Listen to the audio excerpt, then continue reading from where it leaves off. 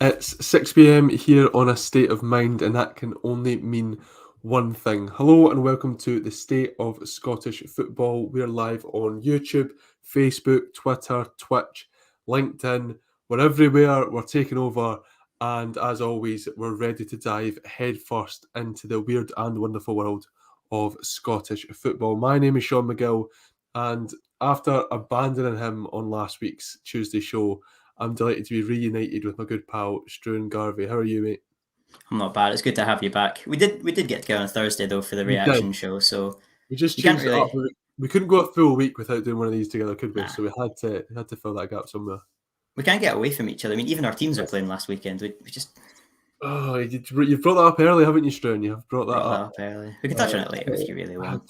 I guess if you're going to force me into it, I guess we could touch on it later. I enjoyed being there for the first half, probably, and then it went off a little bit.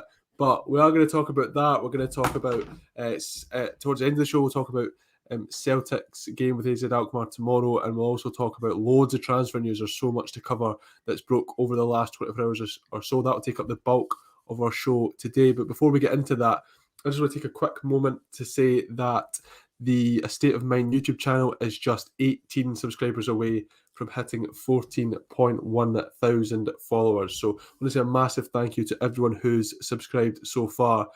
And we hope you're enjoying it, because not only do you get to keep up with the fantastic shows that are going out every single day, from football to music to politics, but also you're entered in our fantastic monthly prize draws. And I suggest, if you haven't already, you get subscribing straight away to make sure there's absolutely no chance you miss out on August's very special prize, a multi-platinum BPI award, which was presented to John Fratelli for 600,000 sales of the Fratelli's iconic debut album, Costello Music. So what's not to love? You get free award-winning top-tier content straight onto your subscription feed, all while being in with a chance of holding a piece of Scottish music history. So YouTube, A State of Mind, get subscribing. And speaking of all those great shows that are on A State of Mind, my personal favourite is the State of Scottish Football, and that's why I'm very happy to be here today. And what we can do is get into a little bit of transfer chat. It's right up there, Struan. You know what it all is. I would have to figure that out. Where I my know I subtly moved my shoulder there to remember which one was which on the camera. It was it's all mirrors here. It's all smoke and mirrors on the State of Scottish Football, but he's figured it out. And it's like I said, it's a bit of a transfer special, really. News broke last night, courtesy of Scott Burns at Daily Record, who, in my opinion, is the best in the transfer game in Scotland. He reported that Hibs have rejected a £500,000 bid from Aberdeen for winger Martin Boyle. Struan, this came out of nowhere.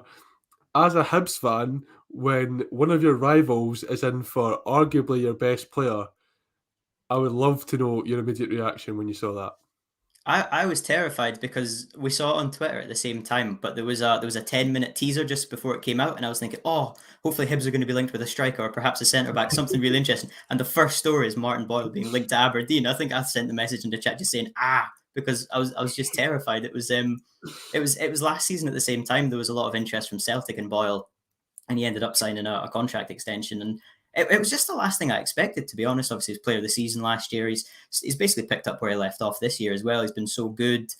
I just couldn't see it coming. I mean, I know he's from Aberdeen, and Aberdeen, their project really does look good as well. It sort of pains me to say it as a Hibs fan, but Aberdeen are, I mean, result of the weekend aside, they've had a really good start to the season. Yeah, definitely have. I'll bring up some comments here. I completely agree with Red Scotland. 14,000, just over 14,000 subs in a matter of months is a fair achievement. I think it's a very, very strong achievement from the guys here. Absolutely. And let's talk a little bit more about Martin Boyle, Struan, because perhaps you can sort of paint a picture of just how influential he is to that Hibs side. As I said, there's a case to be made that he's your best player. I wonder what your thoughts are on that. And a lot of people rate Martin Boyle very heavily. There's been times where he's been linked to both Celtic and Rangers. And I remember there been periods of time where discussions around Martin Boyle would sort of end up with him being categorised as one of, if not the best player outside of the old firm. So, talk to me about his stock, his influence on that Hibs side, and just how much of a talented player you believe him to be after watching him for a fair few seasons now. He's absolutely excellent, to be fair. I don't think there's two ways about it at this point. He suffered with injuries recently. A few years ago, there were some bad ones that kept him out for a while, but he's just become one of Hibs' main men up front. I think it's difficult to say one player is the best. Obviously, defenders and attackers are quite hard to compare, not for Hibs anyway at the moment. But I think you'd have to say he's Hibs' best player. He won the Player of the Year award last year. He brings so much. He brings goals, assists. He's the penalty taker. I think that's also a massive point to consider in the team. Just to have a penalty taker as talented as he is excellent. He can play off either wing. He's always going to start, even when there was a back five system played a few years ago under Heckenbottom and the likes. He played as the wing back. He's always got a position in the team.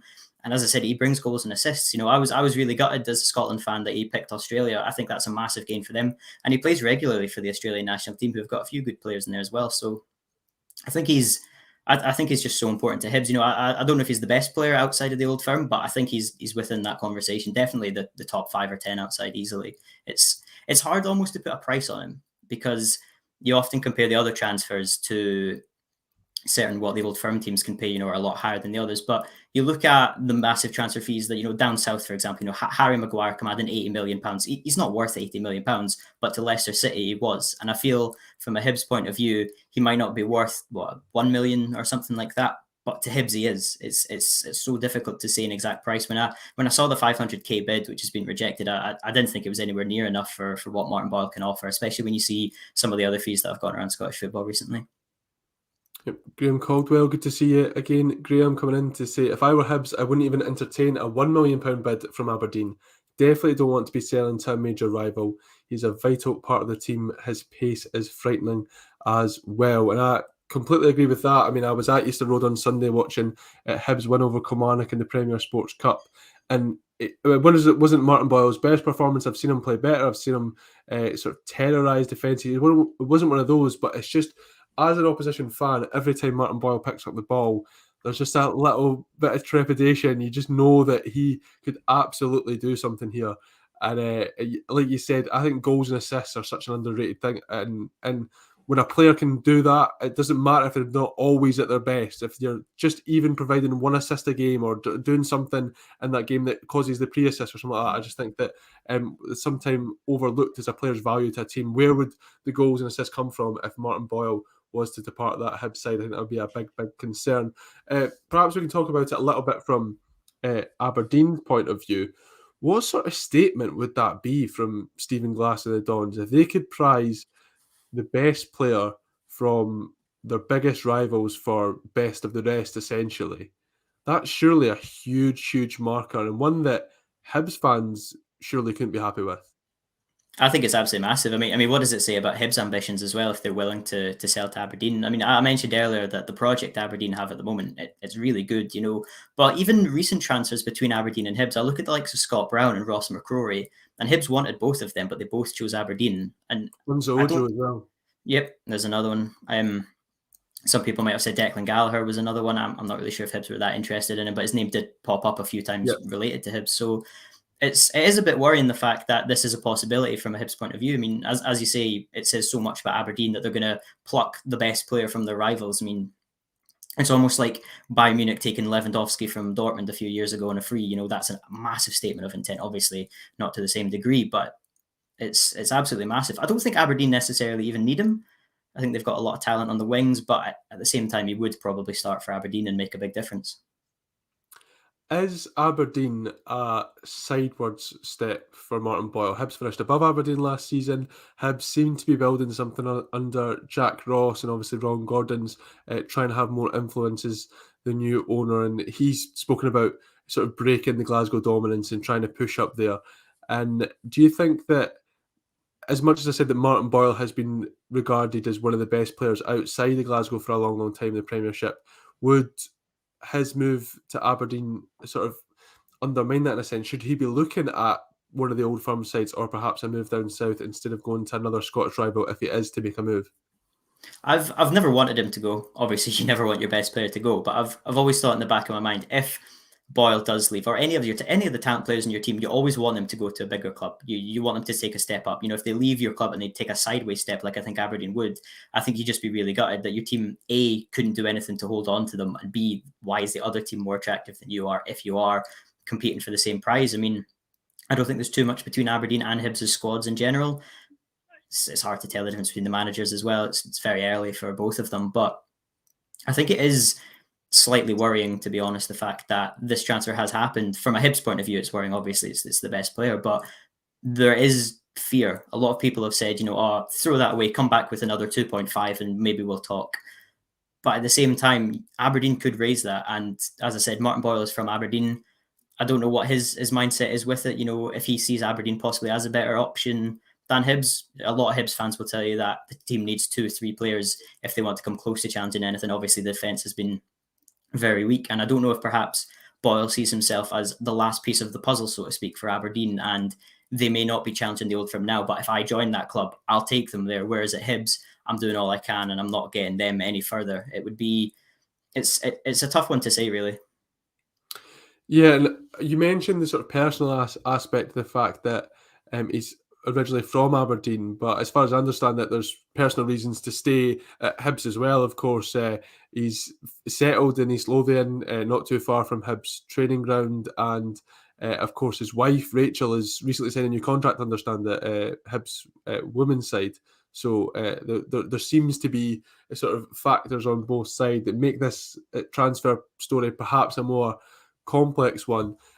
Maybe just sort of jumping over and in a hypothetical world, Struan, in your worst nightmares, if Martin Boyle was to take the step to Hibs, where does that leave Jack Ross's side? And do you think that a move for another winger, or perhaps would just be enough to get Chris Muller, the American international who's set to join from Orlando City? Does that move need to get done this window now? Do they need more beyond that? What happens if Martin Boyle leaves Hibs? Where does that leave Jack Ross's team? I think the very worrying thing is that if you ask the Hibs fan right now what position do Hibs need to strengthen, you would either be answered with striker or centre half. And if your best player leaves, you'd argue you'd almost need 2 players to fill that gap because of how much Boyle brings to the side. So on top of already needing a striker and a centre half, you're also going to need a winger and potentially somebody else to step up to take the penalties and just goals creation and goals scored. I mean, Jamie Murphy's had a really good start to the season as well, but at the same time, he doesn't have the impact Boyle does. He's yet to score this season. As you said, Muller to come in as well.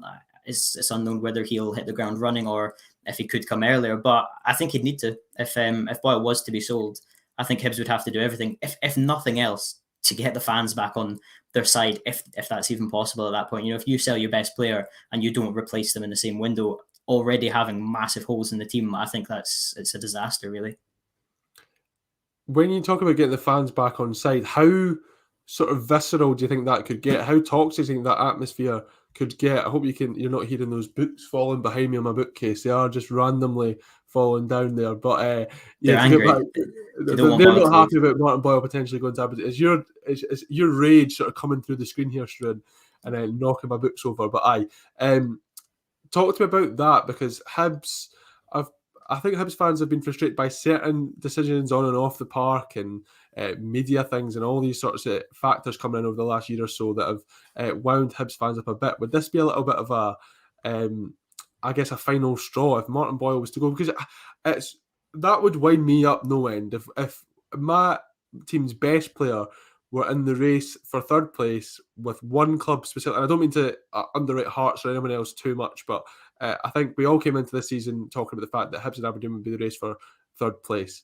If Hibs sell their best player to Aberdeen, what, like you said, what does that mean for their ambitions? What does that mean for the season ahead? What does that mean for Jack Ross and his future? So tell me about your personal reaction, and then perhaps you could try and generalise for the fan base as a whole. Do you think that it could get pretty nasty? I think it could be. I mean, the example I'm just thinking of in my head is it's 1 step forward and 2 steps back. I think Hibs are in a really good place. Last season was excellent. A third place finish, the final of the Scottish Cup. I think the transfer business under Jack Ross has been excellent. The amount of youngsters who have come into the team and have made an impact, obviously Josh Doig being the main one. We've seen Josh Campbell come in recently as well. I think the way that Kevin Nisbet came in and he stayed, even though there was a lot of interest back in January, I think that was massive, because obviously to show the ambition to get him to stay. But then if you're making all this progress, but all of a sudden your best player leaves, I think that's just 2 steps backward, as I've said, as you made one. Kessel's come in as well. That's a massive step forward. A lot of people are excited by what Gordon can do, but if you're selling your best player, and the thing is, if he was to be sold down south or to the Old Firm clubs, you'd be annoyed in the first place. But it's the fact that it's Aberdeen, as you said, it's the direct rival for that third place spot. I think that's just massive. And I really think fans would turn.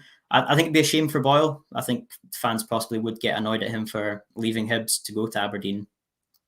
But at the same time, I think that they just need to say, what are you doing? I think I feel bad for Jack Ross in that sense. He's already got a lot of issues with the team. He's spoken out about the positions that he needs strengthened. And obviously, Christian Doidge has just had a really bad injury. But I think we'll get onto the striker situation in a bit later. But you've already got these other issues. If all of a sudden your best player is leaving and the results then consequently just get a little bit worse, a lot of the fingers are going to be pointed at Jack Ross. But at the same time, he's sort of got his hands tied behind his back in that sense. I think certainly the match-going fans as well, you've not been able to go to the stadia across the country for the last 12 months. You finally get back in, and within a few months, Martin Boyle's gone. And it's I think there would just be, I don't know if I'd say rage and anger, more of just upset, just feeling a bit down about it, because Hibs have made so much progress, as I've said recently. Things are looking really good under Jack Ross, and then out of nowhere your best player leaves and you suddenly think, wow, we need a centre half, we need a striker, oh, Boyle's left, right, what do we do about this now?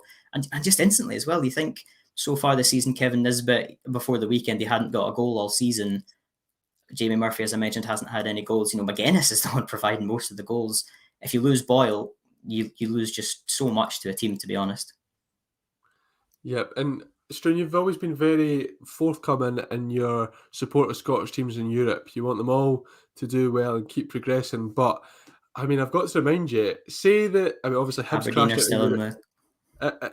Yeah, you're spot on. Hibs crashed out of Europe last week at the hands of Rijeka. Aberdeen are still in the Europa Conference League, and qualification for those group stages could mean a purse of up to £3 million for Aberdeen. Say they qualify over the next week or so, say they get that £3 million, that's a little bit extra money in their pockets to perhaps bump up that £500,000 bid for Martin Boyle. Does that change the way you're feeling about these Scottish ties and these Scottish teams in Europe over the next week or so? Do you think that it might be a wee bit more beneficial for Aberdeen to get punted out so Boyle's a little bit more safer in Leith? Well, I think there's two elements to it as well, because obviously they would have the money to purchase him, and they would have European football. From Martin Boyle's point of view, would that be, you talk about the competition for third place, but that's something that Aberdeen have that Hibs just don't this season. They can both compete for the trophies, they can both compete for third. Hibs can't compete for the Conference League. Aberdeen can go far in that, and I don't know if that's potentially what Martin Boyle wants, if the European football would be the overriding factor. We see so many players across Europe that say the reason I came to this club was because they're in the Champions League. They've got European football.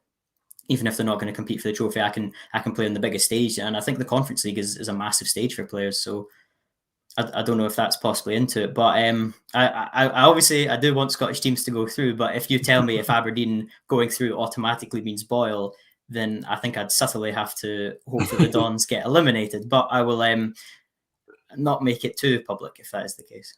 Yeah, wearing Carabao. Which is because I really like Aberdeen under Stephen Glass. I've been really impressed. I've spoken about, I think the signings have been excellent. The McKenzie and Ramsey, the fullbacks coming through. I think it's just they've been a really exciting team to watch. But now all of a sudden I've got a lot of anger towards it, thinking, please don't happen. Please don't take Martin Boyle away. Yeah, Mark come in here to say, with the money available to championship clubs in England, I wouldn't be surprised if a club meets the transfer fee clause for Martin Boyle. Yeah, there's sort of mixed reports on this one. My current understanding is that Martin Boyle does have a release clause of £500,000, but it doesn't apply to Scottish clubs. Yeah, it only applies to clubs outside of Scotland. I think that's always been a thing with Martin Boyle, to be fair. I think that's with Hibs players, you're always aware of the bids from down south, and even other players in the Premiership, talk like a Dauphin and stuff like that recently, the down south interest is there for a lot of players, and quite often they can snatch the best players away from Scottish football. And I think Kevin Nisbet's another example of that. Ryan Porteous, other Hibs players have been heavily linked with moves to England. I think Millwall were close to Ryan Porteous, Birmingham City close to Kevin Nisbet. So you do never know when a team from down south, and quite often I feel the rumours from down south come out of nowhere. The light is shining right at my chin there. I feel you don't hear about it, and then a week prior it's happened or something like that. There's far more storyline almost to the Scottish teams happening, whereas with clubs from down south it seems to be very quick. And I think that would be a fear if Hibs do manage to ward off Aberdeen, but other teams learn about the release clause and think, yeah, let's go for it. When we're speaking there about clubs and their progression in Europe and how that might affect Hibs. Speaking of that, we know there's been a number of failed bids for St Johnstone centre-half Jamie McCart from Hibernian. Do you think that Saints' possible progression in the group stages of the Europa Conference League could have a bearing on whether that's a transfer that Hibs can get done this window, kind of for those reasons that if neither side are in Europe, then perhaps McCart sees that as a good time to take the step to Hibs, whereas if St Johnstone can get past Lask and get themselves into group stage European competition, you might feel that Jamie McCart would want to stay in Perth and experience that. Yeah, I think definitely, to be honest. McCart would be absolutely excellent for Hibs. He'd be phenomenal.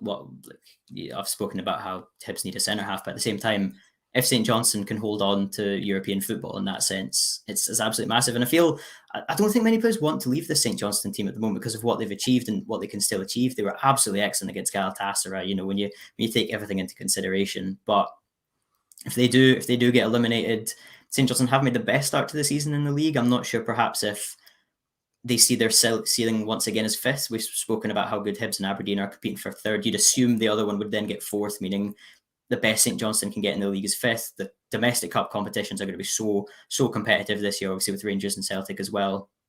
I don't know if perhaps that's a pulling factor towards Hibs in the sense that possibly Hibs are the better option in terms of domestic success if they do get eliminated from Europe. But it's so hard. It's so up in the air right now with these transfers because there's so many external factors that are going to determine these things. As you said, if Aberdeen get through, that could be how Martin Boyle chooses Aberdeen. If St Johnstone get eliminated, that could be how McCart comes to Hibs. I know a lot of Hibs fans also look at Kerr. Ali McCann is another one at the St Johnstone team who probably in demand across Scotland. So it's so hard to tell until the transfer window closes or into the final week. There's just so many things can happen. And one of those things that I'm sure you're hoping will happen is that Hibs get at least one striker in the door, At least. especially after the injury sustained by Christian Doidge, which is a real shame. He seems to be out until December on the cusp of a Wales call-up, it was reported as well. But some positive news came to light last night, and it was that the potential arrival of former Motherwell striker James Scott, currently out of favour at Hull City. Without talking about potential options yet, Struan, can you underline just how important it is that Hibs get a striker in, at least one striker, as we said there, in this window? What does the situation look like if they don't? I think bleak. I think that's the best way to say it. I think you look at the start Kevin Nisbet made, as I mentioned, he was absolutely excellent last season, phenomenal. But he took to the weekend to get his first goal. That's a little bit worrying. You look at what Christian Doidge, the goal that he scored against Motherwell on the opening day. That to me that's a fox in the box. A striker's finish, reacting to a loose ball. You want that. You talk about what other strikers can do and how fancy their goals are. You just need somebody who can put the ball in the back of the net, be it an ugly tap in, a deflection, just someone who can put the ball in the back of the net. And if Kevin Nisbet, say, does get injured, does get a suspension, or perhaps is out of form, Hibs don't really have an option up front. And I think that's very worrying. As I said as well, so much is up in the air. If Boyle does leave, that's your main goal scorer gone without even taking into consideration the striking options. But it's worrying. I think so many teams in Scotland could do with a striker, but Hibs are desperate for it at the moment. It's just difficult as well. You look at the recent results in the Conference League against Rijeka, how much a striker could have made a difference in a game like that. Yeah, absolutely. Before we get on to James Scott specifically, I want to put some comments to you, Struan. You're talking about St Johnstone there. What more can the Saints achieve? Will the manager be poached down south for some big money? I think that's a really good point. A lot of people talk about the St Johnstone players, as I mentioned, Ali McCann, McCart, Kerr, Rooney, another possibility, but nobody's really saying what's going to happen with Davidson. If a good offer comes in, what he's achieved has been absolutely phenomenal. 12 months in charge of the job, the 2 domestic cups, a really, really good performance against Galatasaray, to be honest. I think teams will be looking at that and thinking, yeah, he can win cup finals. He can get us where we need to be. And I think that possibly will apply to the rest of, the clubs down south in the Championship, maybe League One in England. I think he'd hopefully go a bit higher than that level, to be honest. He's really, really talented, and possibly even teams in Scotland. It's so tough. The lifetime at a club of a manager is so up in the air. It could be 6 months, it could be 6 years. You just never really know. It's so dependent on how other things, external factors, as I've mentioned a few times, For St Johnstone specifically, though, I feel Davidson will stay at least this season. I don't think he'd leave them the way they are, and I don't think he'd be sacked. I don't think that's even a possibility, to be perfectly honest. I think the team will stay together. I think next summer is possibly when the St Johnstone team, unfortunately, will sort of be picked apart, when the big teams possibly just say, yeah, you know what, you didn't achieve anything this season, come to us, we can give you Europa Conference League, we can give you Europa League. And I think that's definitely what will attract these players, because they've shown, as Galatasaray, they can do it on the big stage. They've shown in the cup competitions, they've got the bottle, they've got a determination to win, they've got that winning mentality. I think there's so many talented players there. Yeah, for my opinion on your question, Kenny, when you asked that what more can St Johnstone achieve, for me, beyond this next week, beyond them getting themselves into European group stage football, I'm not too sure what else this St Johnstone team can achieve. And I don't mean that as a slight on them at all. I mean that to sort of talk up the enormity of their achievement last season. The fact that they won not just one domestic trophy, but two in the same campaign is utterly ridiculous. And it's unfortunate to say, but I just can't see anywhere close to that being replicated this season. I think a top six finish would be the best that St Johnstone can do this season. I don't even see them pushing for third or fourth, in my opinion. So I would sort of echo Struan's thoughts that Callum Davidson will be looking to get the St Johnstone team into European group stages. I hope they can do it over Lask in the next week. If not, I think he'll stay there for a little while longer. But once vacancies start to become sort of opened up, as managers fall throughout the season, I can see hopefully English Championship teams, I would say, or maybe even some bigger clubs in the Premiership, depending on what happened, sniffing around Callum Davidson. It's a good point there from Red Scotland. Struan, you're bathed in the sunshine on Leith from Stirling. From Stirling. I've just had to move away from that side. I had to slightly move my laptop around there. It's carrying all the way over. Let's talk about then, what do you make of the potential arrival of James Scott? He got himself a move to Hull City off the back of scoring 6 goals in 28 Premiership appearances for Motherwell. He's more than just a goal scorer. I think it's fair to say, so I don't want people to read in too much to those perhaps a little bit underwhelming goal stats. A combination of competition and an injury layoff has seen him fall a little bit out of favour with the Tigers. He scored 4 goals in 36 appearances across English Championship and League One. So a former Motherwell player, one we're familiar with here in Scotland, despite his relative young age. He's just 20 years old. I think he turns 21 in just less than 2 weeks. What do you think of him as a potential option at Easter Road? I think it's an exciting option. I think that's the best way to describe it. Obviously, Hibs need a striker. If it comes to desperation times, he'll take anybody. But I think he'd be a really astute signing, to be honest.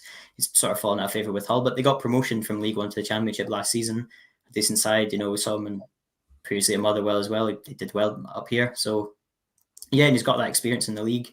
As you said, he's still only 20, turning 21. He's with the youth setup with Scotland as well. I think I'd really like this one, to be honest. I was quite excited about it. I like Jamie McLaren, another one who's been linked, but I'd like something new. I feel we need to be a bit more innovative with this in the Hibs setup at the moment. We can't just rely on the old strikers, because I don't think McLaren was that great towards the end, to be perfectly honest. So in the second spell as well, he wasn't good. Yeah, I remember the 5-0 game with Rangers when he got the hat trick, but yeah.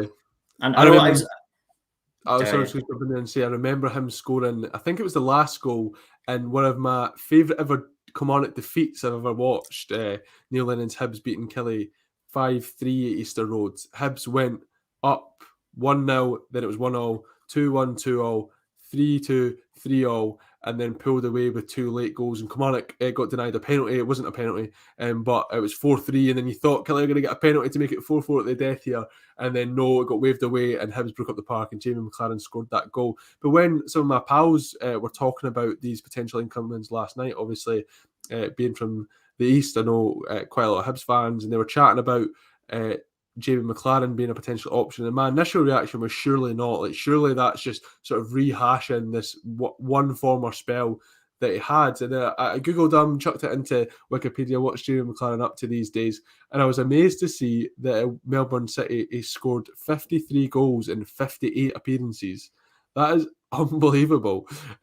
So, I mean, if Hibs were to go in for him, they'd certainly be getting a player in form, but I do understand your reservations. And James Scott does seem to be a much more prominent option. I think that the plans are very much for Jamie McLaren to start the A-League season very soon with Melbourne City.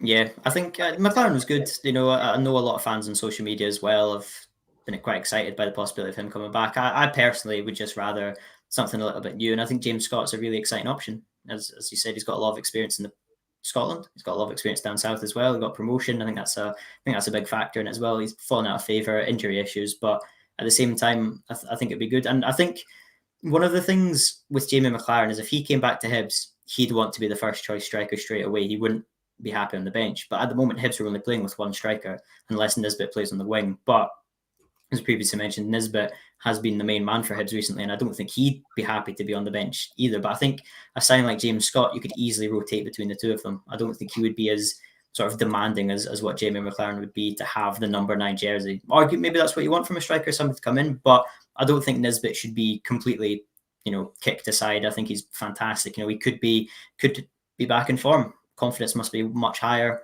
after the recent weekend. So yeah, it's a tough one. I'd like to have two strikers pushing each other, but I feel if McLaren was to come in, it would be very much you're a first choice, Nisbet, you're going to be the backup, or you'll maybe get thrown out onto the wing, which I think is just unfair for Nisbet. But with Scott, you've got two strikers, you're going to compete against each other, and I think it would just be a much better dynamic.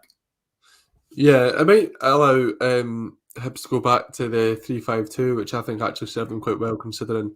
With Cadden coming back as well from injury. Yeah, Chris Cadden as well. That might also help the defensive woes just to have an extra body in there if it is Paul McGinn slipping into the back. Yeah. That could make some sense. Graham Caldwell's in there. James Scott on loan would be a good fit for Hibs. He can play off the right wing, and as a striker, Hibs could easily cover his wages, I believe. I don't expect that to be too much of an issue. Just perhaps Jack Ross, I think he's assessing quite a few options heading into these final weeks of the transfer window. Struan, I'll accept your tenor for making this first half an hour the state of Hibernian Football Club. You can transfer. I've enjoyed it thoroughly. And let's move away from Hibs and head to the other side of the capital, because some interesting story, transfer news coming out of there today. Neil Jones, Liverpool correspondent at Goal.com, revealed this morning that Hearts are in discussions with Liverpool about the potential loan signing of Wales international Ben Woodburn. This is a move that also has seemed to have come out of nowhere, Struan, but it certainly has got Jambos pretty excited.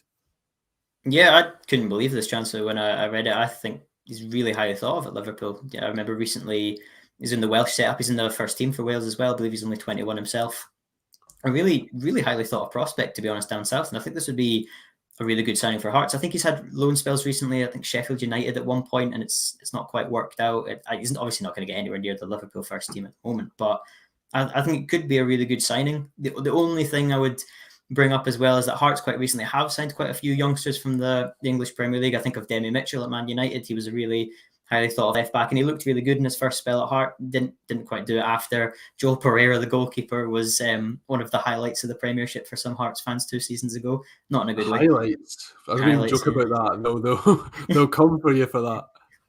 No, it was not. It was not great. But I think this one's really exciting, to be honest, and I think it could do wonders for Hearts. I mean, I look at Beningame, the midfielder. Sorry, I probably butchered that name. He's been fantastic so far, and if Woodburn can have a similar impact, it'd be absolutely amazing. Yeah, both sides, the Merseyside could be covered in that Hearts midfield. He's impressed in pre-season, has Ben Woodburn. I think particularly in last week's game against Osasuna, I was reading this week, and he was on the bench as an unused substitute in their Premier League opener at Carrow Road against Norwich City. That was a 3-0 win for the Reds. He's in the final year of his contract. Do you think that it would be smart for Ben Woodburn to see that Liverpool, obviously a massive football club, he's went on these loan spells to Oxford United, Sheffield United, Blackpool. They haven't quite worked out. He's not made a big enough name for himself, and he might be highly thought of at Liverpool, but do you have to be realistic and think your career progression perhaps doesn't lie at Anfield, and see this loan spell when you're in your final year of your contract as a very good opportunity to put himself in a window for clubs to come in and say he's actually a very talented player who we'd like to make use of once he becomes a free agent or sign him on a pre-contract in January. Do you think that from a business point of view, Woodburn can be looking at Tynecastle and thinking, this is my opportunity to really stand on a bigger stage? Yeah, I think definitely. I mean, if he stays at Liverpool, he's just going to be in the reserves, really. Occasional bench appearances, maybe the odd League Cup appearance, or perhaps something in the FA Cup. He's never going to show his true ability. But if he comes to Hearts and he does wonders, he could be the difference for them and potentially getting a really good finish in the league. He could become a main man up front, develop a good relationship with Boyce, etc. And as you say, his contract's going to expire, meaning next summer he's going to be the pick of the bunch. Any team can pick him up. But if he has a bad season, it's going to be really difficult for him, even on a free, to make clubs actually want to sign him. And at the same time, does he actually want to be moving to Hearts in the Premiership if he's not going to be starting? I think he would. I think he'd get a lot of game time. But it's a really tough one, as you say, because I don't know too much about him. I do know that he's very highly thought of. He's in the Welsh team. That's absolutely massive. And I think he'd do very... 10 caps, yeah. Excellent. I think of Harry Wilson at Liverpool as well, also a Welsh winger. He was highly thought of, and it didn't quite work out. He's now moved permanently to Fulham, and I think Ben Woodburn needs the exact same sort of career path. Woodburn. There we go. Ben Woodburn. Yeah, I think, but also I feel like it's quite competitive at Hearts, because I know he can play central midfield as well. That's when I was reading about him today, and I was it was discussing how the people in front of him, they weren't talking about Sadio Mane and Mo Salah. It was the fact that Fabinho, John Henderson, Alex Oxlade-Chamberlain, Curtis Jones, and obviously a young scouser himself, and we're all ahead of Ben Woodburn in that central midfield area. And I'm gonna the quality of name is going to drop there from the list I just gave you, but still, obviously, we're relative to Scottish football, where I think there's still some good players in there. You mentioned Benny Beningmany, you've got Andy Halliday, who's had a good start to the season, Peter Harron, who's proved himself to be a good player when he gets the opportunity. Aaron McInnes has shown good signs since his arrival from Ireland in January as well. So, and even if you do consider him as a wide player, Gary Mackay-Steven and Josh Ginnelly are two players who Hearts have got a lot of stock in. Ginnelly was a risk because some Hearts fans felt that his injury record, I say record, it was one bad injury, and in his heart spell, they thought, should we be getting this guy back on loan? Of course, Gary Mackay-Steven had a slow start, but has enjoyed a pretty decent first few weeks of this campaign. And I think there's a lot of goodwill in him doing well at Hearts from not only the fans, but also the higher-ups who put their sort of neck on the line to get Mackay-Steven in. So I think Woodburn might struggle for opportunities as well. But like you said, some international pedigree, 10 caps, 2 goals.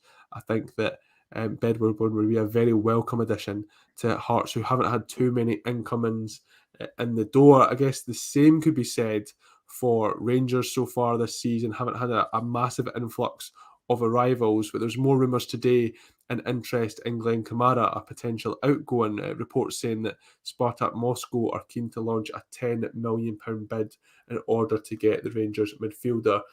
Very simply, Struan, is that a fair valuation of Glenn Kamara?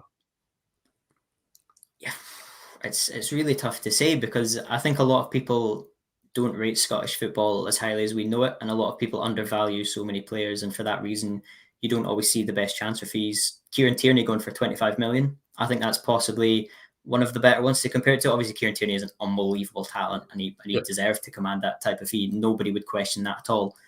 Glenn Kamara, around a similar age, I believe he's 25 this year.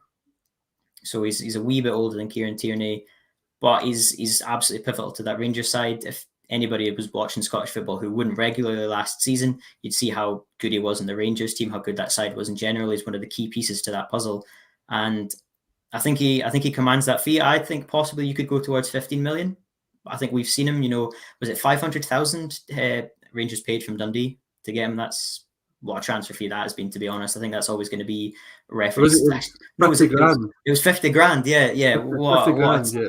Signing that would be. Obviously started off in Arsenal as well. I think quite a few Arsenal fans actually were mentioning him in the summer after it looked like Xhaka was going to be moving on, and they could definitely use some reinforcements to their team. So he's obviously got suitors, but I think 10 million is short. I think around 15 towards 20, I think would be fair for given his age, given his talent, how much of a difference he can make to a team. And he's shown in Europe as well how good he is. He can dictate a game. And I feel players of sort of that ilk in that position of that quality are quite hard to come by. Yeah, I would agree with you. I think that 10 million short. I think 15 to 20 would be closer. I have to say, and we're all up for opinions, Glenn Kamara was like a fish out of water at the Euros. I completely disagree. I think Glenn Kamara had a very strong European Championships. I think it doesn't really out of place on that stage at all. I wonder if he's one of these players as well who obviously is in a very good Rangers team, but see if you put him in one of the elite teams in world football, would he take to it? Would he blend in with them? Would he suddenly become just another one of the top players? And I think the talent he's shown, I think he could just adapt to whatever level he goes to. Yeah, for me, there's players in Scottish football who are very, very good, but they don't have that same sort of ceiling. For me, the Odsonne Edouard of a year or so ago, I would say had that ceiling to go to the top.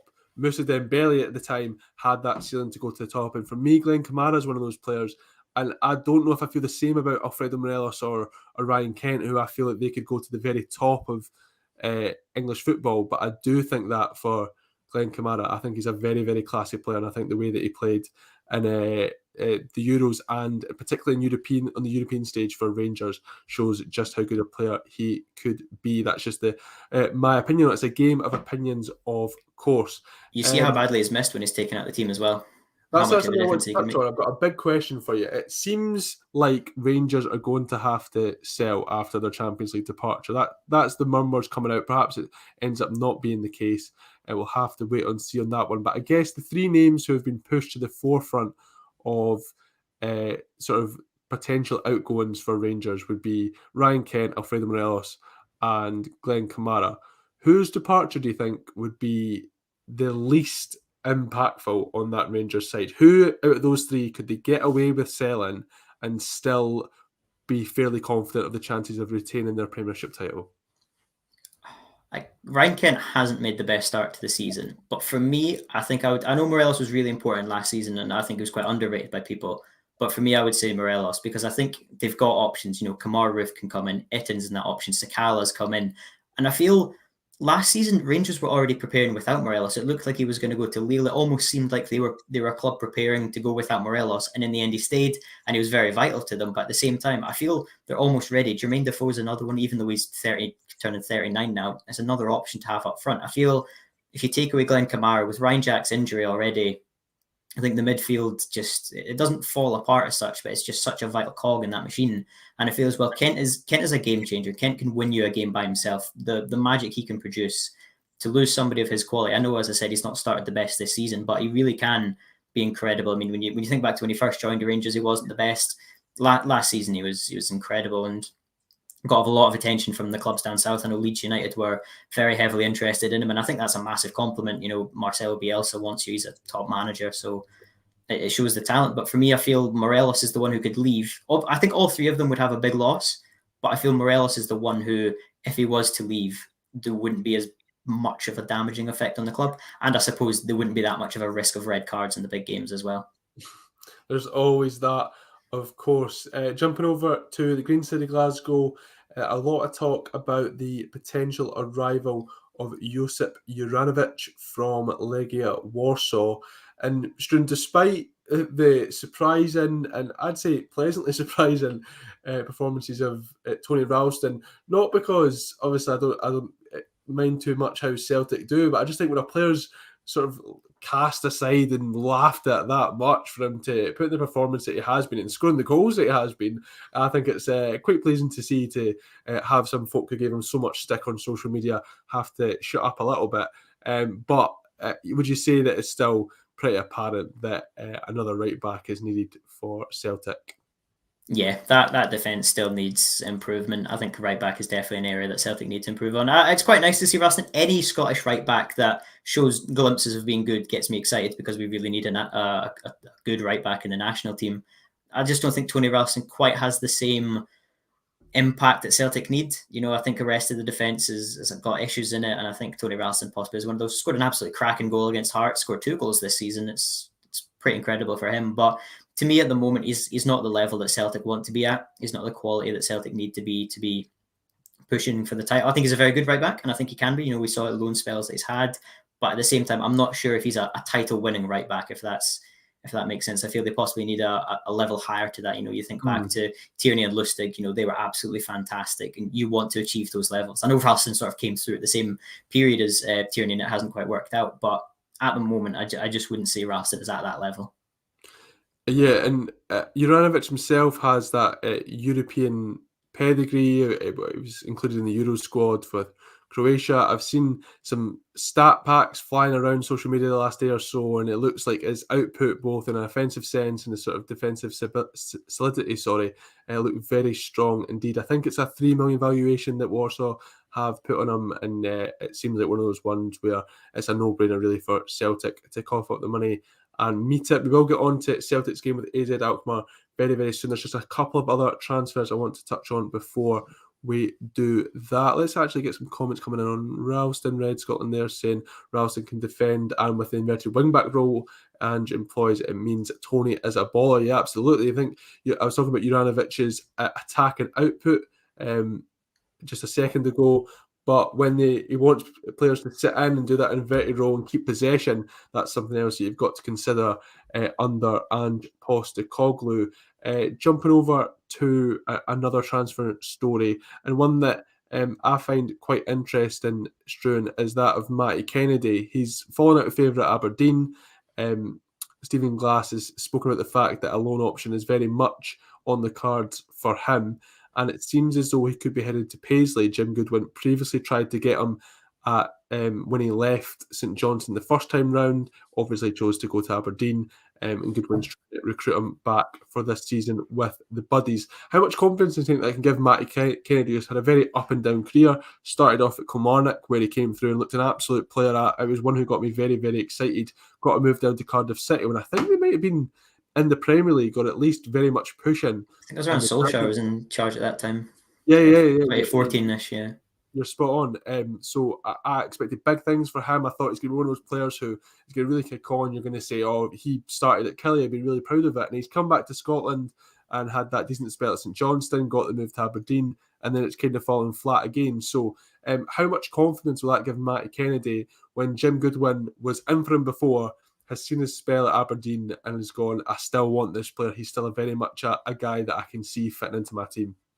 I think it's massive. If I'm just knowing a manager wants you in your team, I think is a huge confidence booster. I mean, he had a brief spell at Hibs as well. I think the 2014-15 season was at Hibs for half the season there, at time at Everton as well. He's had a quite a mixed career. It's one of those where when you look on the Wikipedia page, there's numerous clubs listed, but I think St Mirren, could really use him. They've not had the best start to the season. Obviously, the draw with Dundee, having a man advantage, a pretty poor defeat to Hearts, knocked out of the cup at the weekend as well, going penalties to Livingston. I think they really could use someone else other than Jamie McGrath up front to just help creativity. But to your original point, knowing that the manager wants you, even though you've not been in the best form, I think is absolutely massive. I think some players can thrive just knowing that they've got the full backing of the manager. And that's possibly all he's needed, is just a manager who's got 100% faith, 100% belief in him to just go out and express himself on the pitch. And I feel like St Mirren is possibly the best place for him to be at the moment, especially with the competition at Aberdeen, how strong they are up front at the moment, possibly going to St Mirren, where there's less pressure, of course, but obviously the club still want to achieve big things. I think it's almost an ideal loan for him. Yeah, I think when you said Everton there, I'm starting to think maybe Matty Kennedy went straight to Everton and then ended up at Cardiff after that from Kilmarnock. I think I've got that a little bit mixed up there. It's quite hard to follow the careers though, isn't it, when there are so many changes in such a short space of time. Red saying it there, he said more clubs than Nick Faldo. He's not wrong. We're talking about St Mirren, so of course Graham was going to come in and give his opinion. We're very happy to hear it. He says he'd be delighted with the signing of Matty Kennedy, a good level of player for us, and we need an attacking winner, need someone to create further chances for Eamon Brophy with Greg Kilty behind, with Alan Power there. It's just a Kilmarnock all-stars you've got going there, Graham, and I do wish that we're in a very good season. I think Matty Kennedy would be a good get for the Buddies. Let's talk about that tie. It's on our banner there. Can Celtic overcome AZ Alkmaar? We spoke about it last week, Struan. There's no denying this is going to be a tough game for Celtic. Definitely a step up on their tie with Jablonec. But given the way that Celtic performed in Sunday's Premier Sports Cup tie with Hearts, it might have been 3-2, but that was not a 3-2 performance. They could have been out of sight in that game. They must be coming to this one with pretty sky-high confidence. Oh, massively. It's one of the most dominant 3-2 games you'll ever see. I found it funny the way Hearts fans were reacting when they got the penalty to go 2-1, saying, how on earth is this game 2-1? How are Hearts still in it? Because Celtic were absolutely dominant. And I feel it's almost the perfect time for Celtic to play a team of this caliber. Obviously, AZ Alkmaar, terrific, a really talented Dutch side. But at the same time, Celtic on such a good run of form at the moment. I believe that's 16 goals in the last 4 games. It's absolutely terrific. I think the worry still would be defensively. Celtic's still not been great. Starfeld has not hit the ground running. He's been okay, but I think there's still so many question marks around that defence. But the other end of the pitch up front, Celtic are doing wonders. I think Ange has done so well to sort of incorporate a lot of attacking midfielders into the central midfield as well. McGregor, Rogic and Turnbull starting. I don't think we would have seen that under Lennon. It's seldom to have. Well. Sorry? Christie as well. And Christie, into that space. It's absolutely massive. I'm not sure if Abad is going to be fit in time for the game or not. I'm not sure what his condition is. Hopefully somebody can let me know in the comments. But I feel if Celtic can get goals, they can definitely do this. Do it, really. It's a tough ask. As I said, AZ Alkmaar shouldn't be written off by any means. Third in the Eredivisie last season. They lost their opening game at the weekend, but it's hard to judge a season based on your opening game. But I think Celtic can definitely do it. It's not really so much to say confidence can carry them in this one, but I feel with their confidence at the moment, it's going to be a massive push forward. And I feel Angie as well, the manager's confidence has got to be up more than it's ever been so far at his time at Celtic. Yeah, his ideas certainly seem to be getting properly implemented now, and the players are buying into it. It seems to be that Abad is still in contention. Christie misses out, which is a loss. May not have said that last season, but I think that we're starting to see the Ryan Christie of old again. Like you said there, AZ Alkmaar lost their opening Eredivisie game of the season, a 1-0 defeat away to RKC Valwijk. I'm going to go with there. My apologies to any Dutch listeners or viewers who can feel free to correct me on that one. They had 72% possession in the game, so they certainly controlled it, but weren't able to really penetrate the hosts in that game. So it's kind of the flip side of Celtic, who are coming in with so much confidence, and a lot of that confidence must stem from the performances of Kyogo Furuhashi, because again, it was an absolute live wire.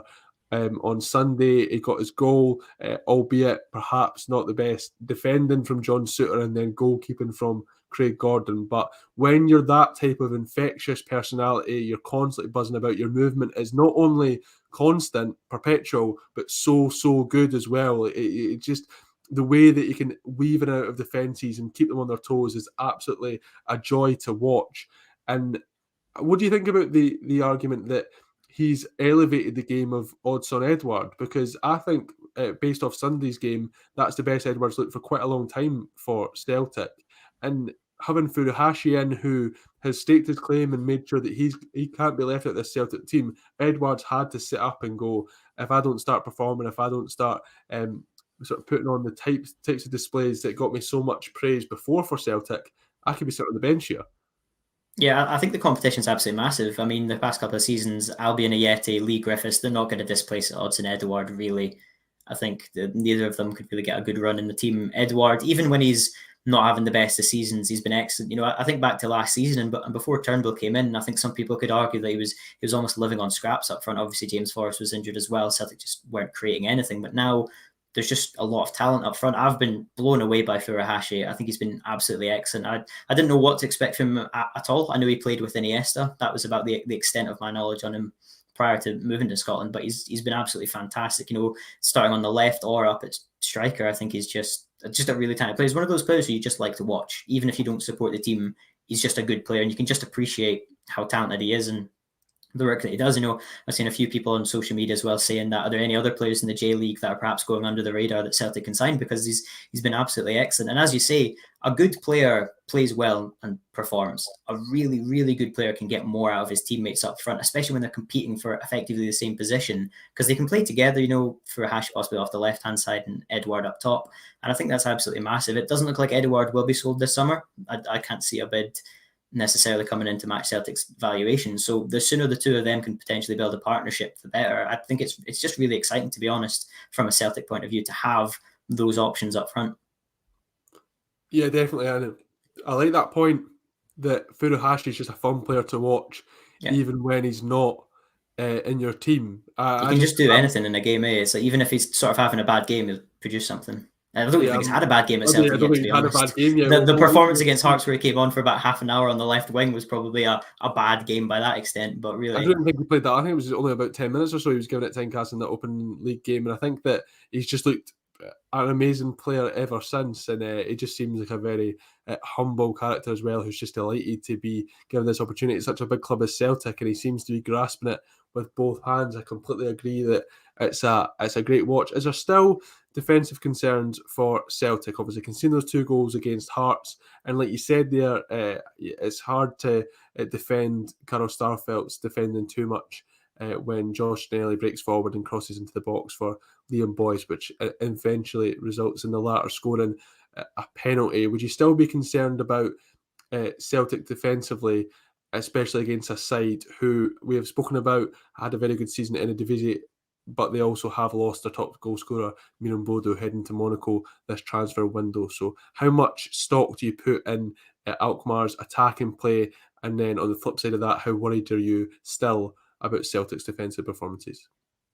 Yeah, as you said, Alkmaar were struggling to break down a team at the weekend. I don't think Celtic can rely on that, because their defence has been shaky, to say the least, so far this season. I think Starfelt can get better. I've not been too impressed with him so far, to be honest. He's not really stood out to me. Stephen Welsh is a defender who I really liked towards the end of last season. I think he's really talented, a young centre half. I think it's quite tough as well for a centre back to be that age, to suddenly be the first choice at such a big team like Celtic. It's massive pressure. You don't often see young centre halves at the biggest club starting, but I think Welsh definitely deserves that spot. I think there's obviously, we've spoken about Ralston before as well. Taylor, I think there's a lot of potential in that defence, and it is quite a young defence. I think that's possibly something that needs to be mentioned whenever you're talking about the Celtic defences. They are just a bunch of kids at the end of the day. You don't have somebody like Lustig in the back there who's a commanding figure as a captain. You look at Rangers and somebody like Connor Goldson, Balogun, Tavernier. They're all towards the sort of the prime of their careers. This Celtic defence is not quite there at the same time, and it keeps changing. I feel.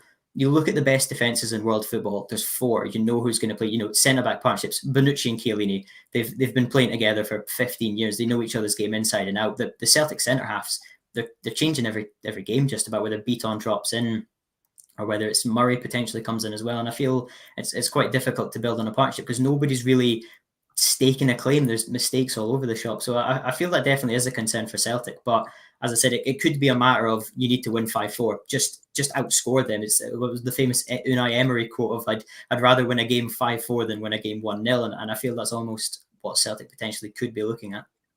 Not that high a goal line, of course, but thinking just you have to outscore your team at the moment until you can sort out your defensive issues. I feel as well, though, the defence is solid, but I think James McCarthy can make a really big impact into that. I think holding midfielders they're never spoken about enough when it comes to how good a defence is. I think of Sergio Busquets, Casemiro, the best in Europe, Josh Kimmich at Bayern Munich, and N'Golo Kante. They can make any defence look good, and I feel James McCarthy is going to have a massive impact on that defence. Yeah, it'll be interesting to see how much he features in this first leg. That's tomorrow night at Celtic Park against AZ Alkmaar in the Europa League playoff. A very, very important tie for Ange Postecoglou and Scottish football as a whole. That's why we're talking about it here on the State of Scottish Football, which will be back tomorrow. Struan, you can't get away from you. You'll be here again tomorrow. Stuck with me. Stuck with you alongside Jack Donnelly. If you're of a Celtic persuasion, of course, the Celtic State of Mind will be here at 12:30 tomorrow to cover in the Axon Bulletin, and then there'll be match day coverage as well for you. So lots to talk about as Celtic go into this big, big game.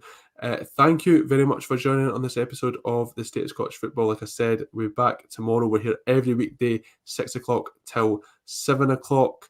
And like I said at the start of the show, get subscribing, get yourself into those monthly prize draws and get yourself a chance of winning the Fratelli's prize, a very, very exciting one this month, and lots of great prizes to come in future months as well. Thank you for joining us on this episode of the State of Scottish Football, and we'll see you again very, very soon.